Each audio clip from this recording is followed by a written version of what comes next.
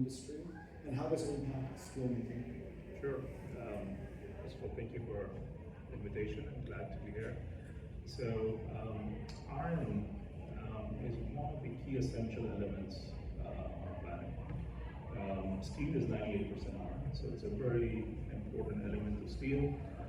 And we also use iron for every application, from building infrastructure to even on batteries. So if you think about lithium iron phosphate, iron is part of in that supply chain. The steel industry, through its production today, accounts for roughly 10% of the global carbon dioxide emissions. So if it was a country, it would be right after China and the US. Steel would be the number 3 on the scale of impact that we can reduce. Now, 90% of those emissions for everything that we use and we take it for granted in those embedded steel comes from first getting to iron. As I said, 98% of steel is iron, and 90% of those steel emissions comes from refining the iron ore, which is iron and oxygen bonded together, that we dig out of the ground, together from crust, and refining that to first produce iron to make that steel. Thank you. Simon, next question for you. What are your thoughts on large exporters of iron ore expanding or switching to exports of green iron? Is the industry seeing a growing market for decarbonized iron and steel as a significant business and investment opportunity? Yeah, so if we want to get the fossil fuels out of iron production, the iron making step is the most carbon intensive part of the steel making process. We want to get the fossil fuels out, and then we need, at least in some cases, to be thinking about shifting the location of where we make iron from where it's currently made in integrated steel plants, and shifting that iron making step to locations where there is cheap renewable energy available. And that's what this slide is demonstrating, this idea that iron making will potentially dislocate from steel making and shift to locations with cheap, hopefully very cheap, renewable energy. I think what's really interesting about this slide is that it comes from Rio Tinto. Rio Tinto is the world's largest iron ore exporter. And this slide is actually a couple of years old. So this is clearly, for some of these big companies in the steel supply chain, they are clearly thinking that this is likely to happen. Rio Tinto's peer Fortescue is going even further. Fortescue has got a green iron pilot plant under construction now. They are telling us that their end goal is to process all of their iron ore into green iron for export, 100 million tonnes a year eventually, and in that way reach their extremely ambitious target of reaching net zero scope 3 emissions, not even operational emissions, net zero scope 3 emissions by 2040. Incredibly ambitious. I would say if they get even close to that target, they will have completely transformed the emissions profile of the steel industry in the Asia Pacific. But this isn't just an emissions opportunity. For a country like Australia, the world's biggest iron ore exporter, it's a massive economic opportunity as well.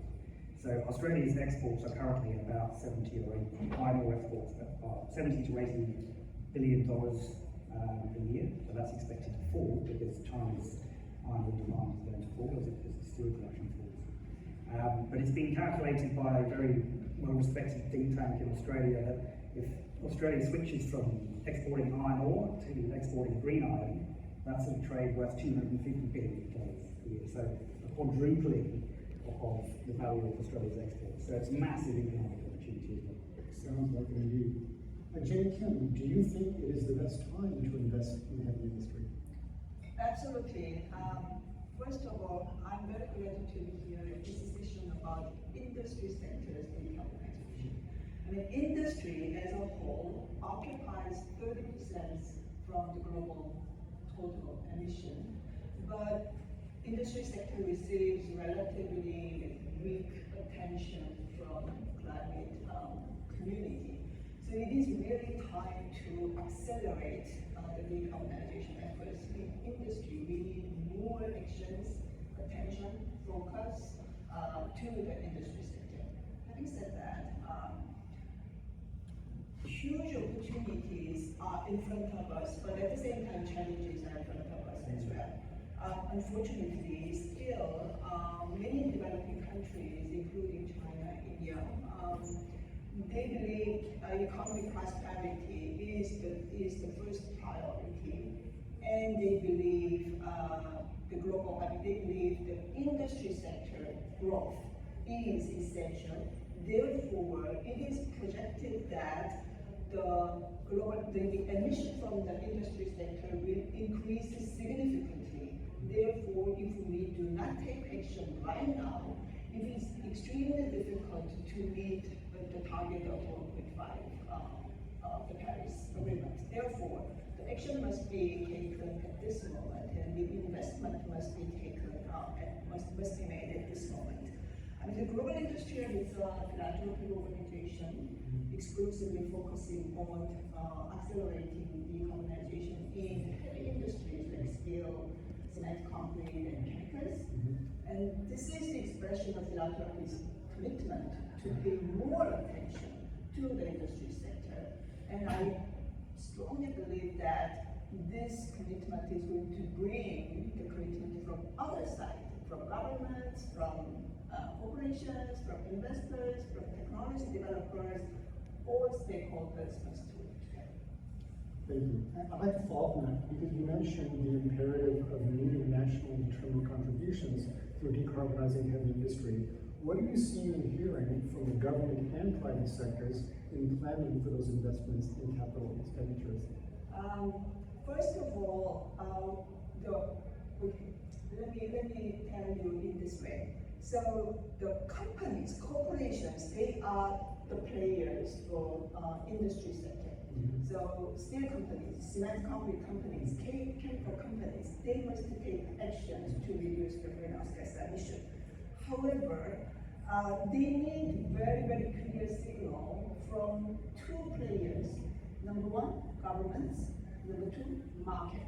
Because industry sector's decarbonization needs huge upfront investment. Because steel, cement, concrete, chemicals, they are like infrastructure of the country. Therefore, the amount of finance they need to make a transition is tremendous. So companies itself cannot afford that. They indeed need support from many different players. And making a decision about new investment is a huge decision for them. Therefore, they need clear signal from the government and from the market.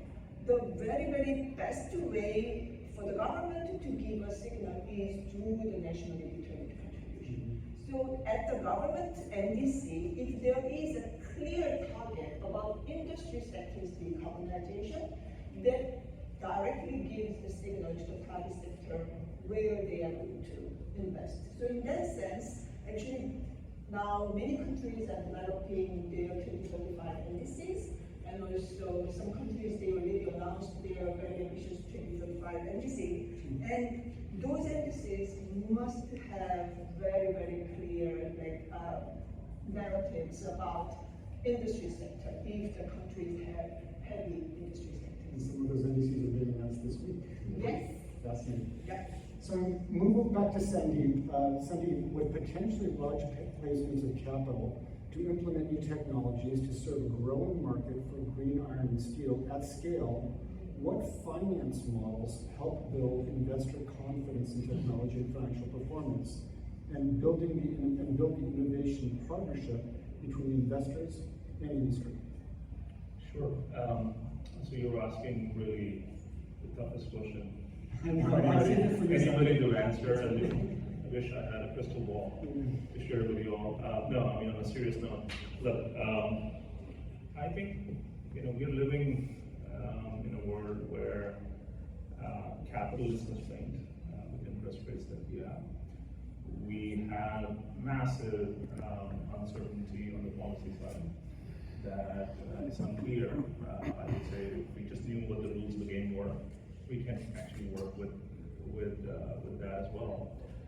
So what the investor and how, from a company perspective, we are looking to finance this thing is, it's no longer about developing the technology that can do from A to B, create a molecule or create a product. In our case, that's actually the iron, which was there on the Simon's slide, converting the iron ore to iron through an electrification process.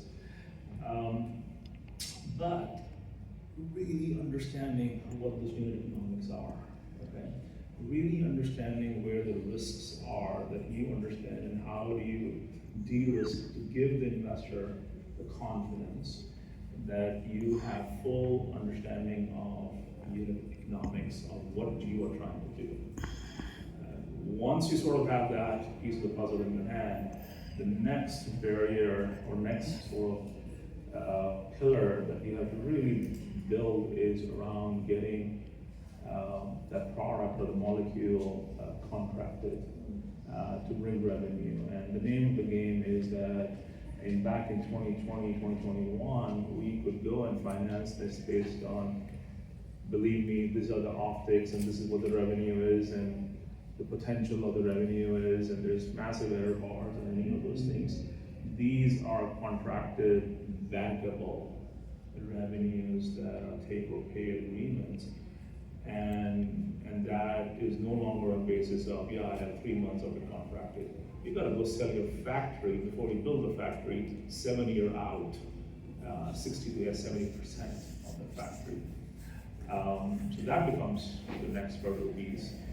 And then if you get that piece done, then you start talking about how to finance and put a capital stack to marry the first two of the pieces together, which is through a combination of equity, debt, and a project financing capital stack.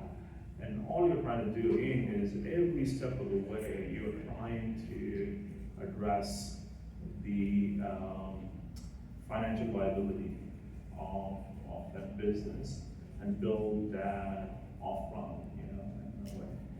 So it is, I would say, we talk a lot about like innovation, and a lot of things we talk about innovation on technology side.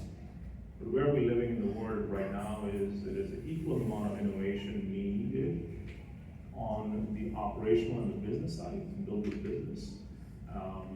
And how do you build these offtakes? How do you contract those offtakes? And then also financially, the innovation that requires to build this entire capital stack together. So hopefully I can tell you more about that next week. Yeah, I mean, it's so important because so often people think about the technology, the cost of technology, innovation, and not the engineering of the finance, the offtake, and the relationships that make that business work.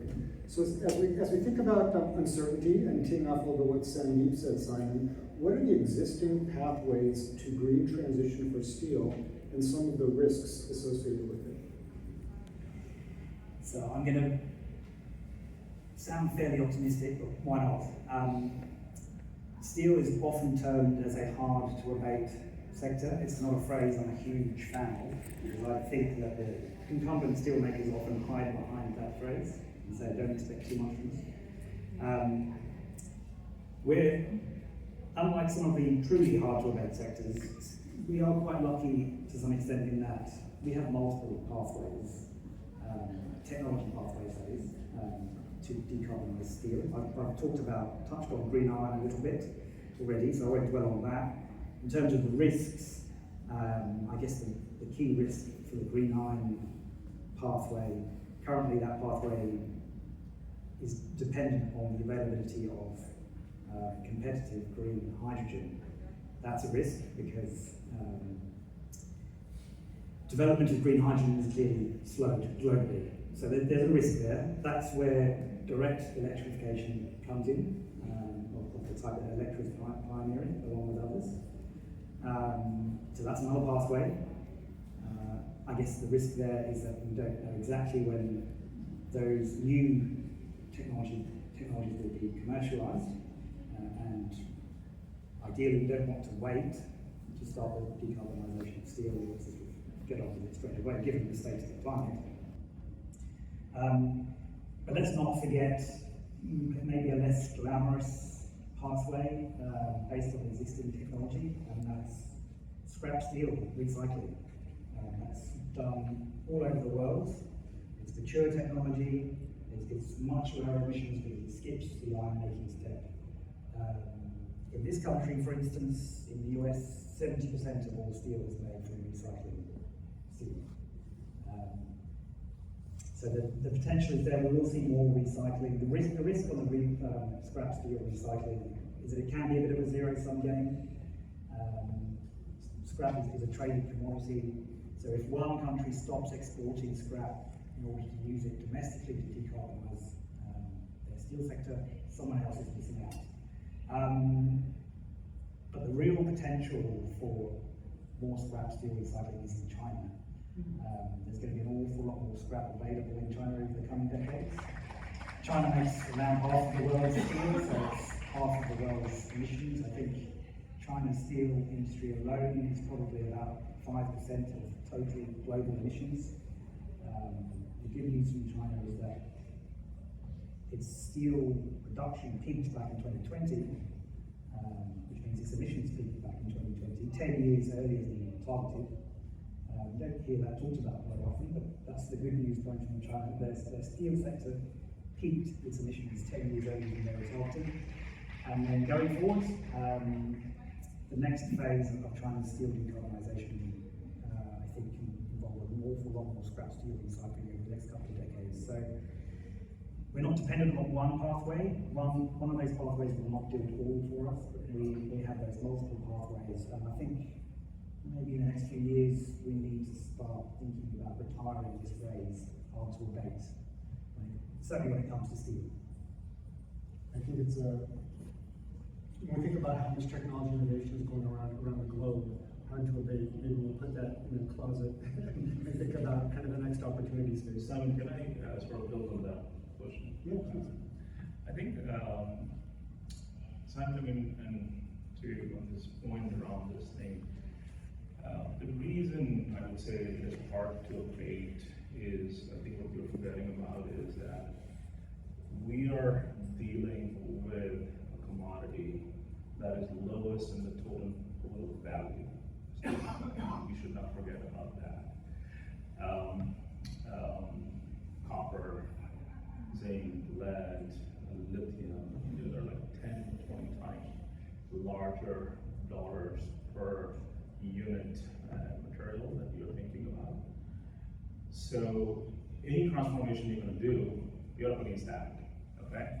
And that puts a very high barrier in terms of getting the unit economics that is at parity. So that's a very tall order. So the constraints that Simon mentioned, like the paths are you can use hydrogen to go to the plant. The reality is that the cost and economics of that thing as it stands today, and this is you can go read the news that most of those hydrogen economics pathways, with the exception of 1 and 2 that are unique, the project in a sense have been pulled back because unit economics just doesn't meet what the market demands. When we talk about our path, which is electronic electrification, as Simon was talking about, it really gets constrained about where is the electron coming from, and how is that electron green electron, and where is the infrastructure to provide that green electron, which is the same thing for hydrogen. So, and how do you sort of bring that infrastructure? And if you want to electrify even through hydrogen or even our path, the grid has to actually expand by 30% of what it is today, just to make steel electrified. So that's a massive constraint in the system that needs to be addressed as well. And I fully agree with Simon that the world is transitioning toward recyclability, and that should be center of any circularity we think about, obviously. At the same time, that reservoir of recyclability is continuously getting contaminated through periodic reviews. So you always need virgin metal to build steel products that require that specification, especially the one that we need to drive a car versus the steel that is in this building, which we cannot see.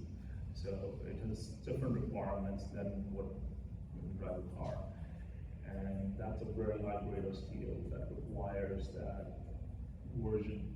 So I think there are, I know you want to be optimistic. Sorry.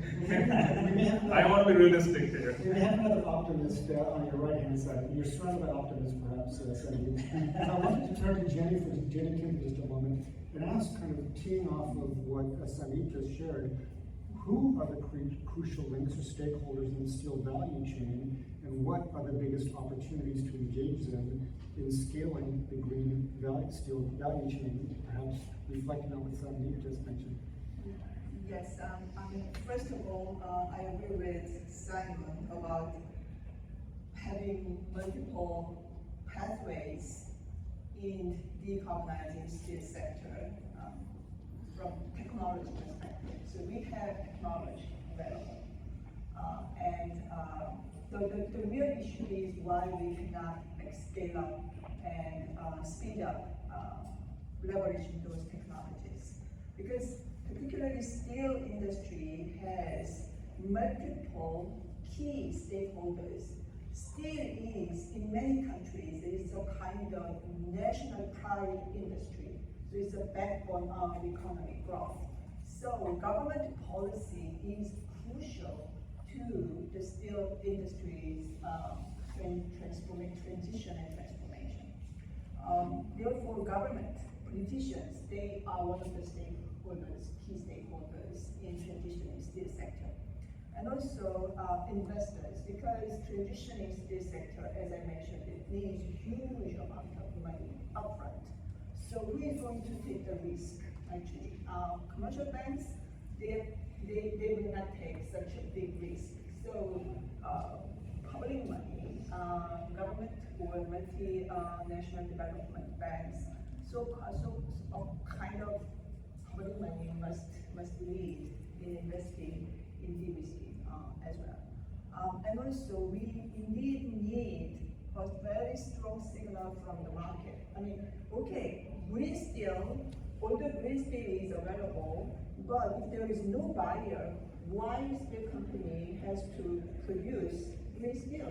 Therefore, creating a demand about green steel, how can you create new market, new demand for green steel? That is very critical element as well.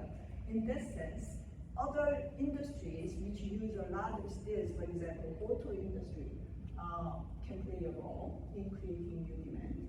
And also consumers, actually the people, they must be ready to pay a green premium when they are going to purchase products from steel. So there are multiple players, multiple stakeholders in decarbonizing steel sector, and all of them, they must work together. That's why partnership is important. And another story is steel is widely traded product. Therefore, government to government, the international collaboration is crucial as well, because many people and many steel companies, they export products outside. Therefore, what policies will be taken by the overseas countries will be crucial. For example, EU-CMA is going to have a very direct influence to Korea's steel industry. So at the global level, multilateral collaborations, bilateral collaborations in decarbonizing steel supply chain, steel trade, value chain, that is crucial. Thank you. And I think that the opportunity to dive into demand management, to public procurement, private procurement, I guess it's going to be a topic of the next session. But that's a fascinating place that you've taken us right now. Jim, thank you so much. Simon, Jenny mentioned partnerships. What would successful stakeholder partnerships look like to you? And could you share the one or the other? Well, the one that immediately comes to mind, and I'm taking you back home to Australia, is happening in the town of Whyalla, a town that I'm sure you've never heard of. It's a small town of about 20,000 people in South Australia. It is a one industry town. It has a steel plant. About 4,000 people either directly or indirectly are employed by that plant in one way or another. So it's very much a one industry town. It's a decrepit old plant based on coal that was put into financial difficulties. I won't bore you with the details, but it was put into administration back in February. So now there's a problem that this town is dependent on this steel plant, and we're starting now to see, and it's early days, but we're starting to see an interesting collection of stakeholders coming together. State and federal government, the local community, the workers of the plant, and hopefully some major steel makers coming to take over that plant. So the state and federal governments have put up $1.6 billion in funding to transition this plant. There's important local community support, there's small business support, there's $2 million of support for the local surf club. That's very important in a place like Australia, to support the surf club. But most of the funding is to help finance a transition away from coal towards something much cleaner. So what really needs to happen now is we need some serious steel players to come and take over that plant. There's a bit of interest, and there's one particular coalition of steelmakers, POSCO of Korea, Nippon Steel of Japan, JSW of India, and BlueScope of Australia. Some of those are steelmakers that have been criticised for not doing enough on steel decarbonisation, so I'm hopeful that while we'll give them an opportunity if they really are interested with that government money helping them along the way. So you won't hear me say, or anyone say this very often, but Whyalla, a small town of Whyalla, might be worth keeping an eye on over the next 12 months. Fascinating. We're kind of we're getting to close to the end of our session, so I'm going to call this the lightning round. We've got a couple of quick answers, but important questions. Sandeep, I want to come back to you in talking about you're talking about the economics of kind of the lowest rung up the value chain of iron ore. Very quickly, can you talk a little bit about how public policy can accelerate innovation in the steel industry based on some of the economic and trade patterns that you're seeing? Sure. I mean, I think I would bucket that answer. I would put that into two buckets in policy. I mean, you can think of that from the demand perspective, and you can think of that from a supply side, perspective. If you look at historically, the uptake of solar and all of that stuff actually started with demand side policy, which was a feed-in system, and then it was followed through with supply side policies, which were the investment tax credit and the production tax credit, that really helped to scale. And why that sequencing is important, I think Jenny put it as well, is that unless we create a demand first, you can't push from the supply side. And while we would love to have that, incentives, I feel that what the market needs today, especially in steel and those sectors, is having demand side and commitments to buy these products that have those environmental attributes, and then be supported so that these factories can be built, and you can go build these factories, and when you start building the factories, then you have to think about what is the supply side policy that is needed to help, given the capital intensity of these plants, then how you bring that together. So CBAM, for example, in steel is a good, sector is a good example in Europe. We'll see how that gets implemented. There's lots of talk about it getting delayed or sort of being remorphed into that. The tariffs in the U.S. is also a demand-side intervention that is helping, obviously, to reshore some of these industries, and obviously the fact that, as Jenny said, that steel has always been a geopolitical flashpoint for ages, and building that resilient supply chain and reshoring that is absolutely a big part of the story today. And all of these, or some combination of them, is definitely needed to move this forward. Great. So Jenny mentioned the importance of public investment. You've mentioned kind of a demand-side management, both of you. You've also mentioned CBAM and border adjustment mechanisms. Jenny, Kim, are there any other regulatory or policy changes that would set us on the path to success? Because that's what we've already talked about. I say green public procurement. Yes, government must take a lead. So as I mentioned, if market signal, if market is certain, then corporations, they will invest and then they will produce green steel. We mainly focused on steel at this discussion, but we must not forget that industry sector occupies 30% of global emissions. So if we cannot achieve decarbonization in industry sector, we cannot achieve net zero by 2050. So industry is really a big piece in the entire puzzle of net zero 1.5 degree. Having said that, public procurement can lead, it can create new market, new demand. So governments must take the lead, and politicians, they must take the lead. That's what I Thank you. So now we're at our final call to action for this session. There's a lot of calls to action.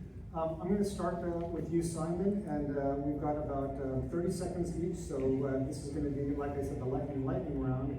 What change do you want to see in the wider industrial decarbonization ecosystem by this time next year, and how have you contributed to it? Okay, so we're hopeful in Australia that we'll get COP31 next year. It's not certain, unfortunately. But if it does happen in Australia, green iron, I think, will be right at the top of the agenda for an Australian COP. I would see my role over the next 12 months, if that's going to happen, is to help defend the phrase green iron, because there are groups, fossil fuel proponents in Australia who would like to see gas used to make iron. I see my role as making sure that green iron is green.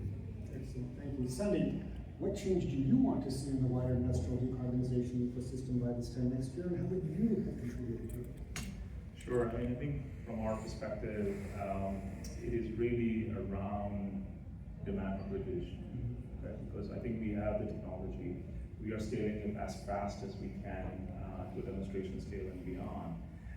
What I want to see in the next 12 months is that demand coalesced into contracted optics, and that is the most critical piece of the puzzle. I cannot underscore that. I want to be there in 12 months to have and announce those pieces in hand, and that sort of becomes the foundation on which you can go and grow move this forward. So. Thank you. And Jim, you get the last word.